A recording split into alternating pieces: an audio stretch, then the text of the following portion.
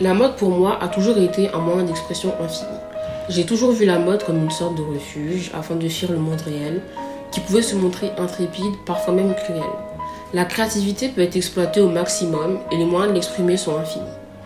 De plus, ma mère m'a également sensibilisée à ce monde-là, le monde de la mode, et tous ces aspects cités précédemment m'ont poussé à travailler dans la mode. Utiliser les histoires passées et actuelles participe à ce processus de création qui m'est propre. L'histoire et le voyage entre les époques ont toujours été ma principale source d'inspiration. La musique ainsi que l'art participent à nourrir cette créativité que je creuse de jour en jour.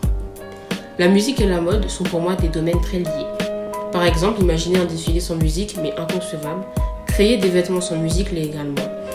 Et la musique a une influence sur la manière dont je vais créer le vêtement. Pratiquant du piano depuis plusieurs années, on peut retrouver le côté minutieux, le côté équilibré et l'harmonie propre au piano dans la mode.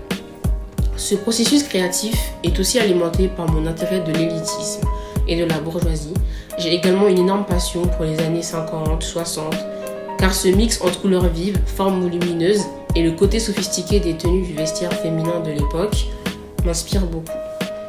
Musicalement parlant, j'ai un fort intérêt pour des artistes tels que Aretha Franklin, Ella Fitzgerald ou encore Etta James pour la maîtrise indéniable de leur talent. Les styles musicaux qui me stimulent ont toujours été le jazz, la musique classique, la soul, des styles où l'instrument peut s'exprimer grâce à la virtuosité du musicien. D'autres artistes comme le peintre Piet Mondrian pour son jeu de couleurs dans ses œuvres ou encore l'artiste Archibald Motley pour sa représentation de l'élitisme au travers de ses œuvres et également pour sa maîtrise de la couleur m'ont également inspiré. Comme créateurs référents, je citerai Pierre Cardin et Christian Dior qui font partie de ce processus créatif. Donc du coup, mon but à travers cette collection n'est pas de revendiquer quelque chose, mais plus de mettre en lumière et de raconter une histoire souvent estompée et mise dans l'ombre. Avant de choisir ce thème, j'ai énormément hésité, car mon but n'est absolument pas de prôner un message exclusif et communautaire. Au final, j'ai décidé de partir sur cette lancée, car l'histoire est poignante et l'histoire mérite d'être racontée.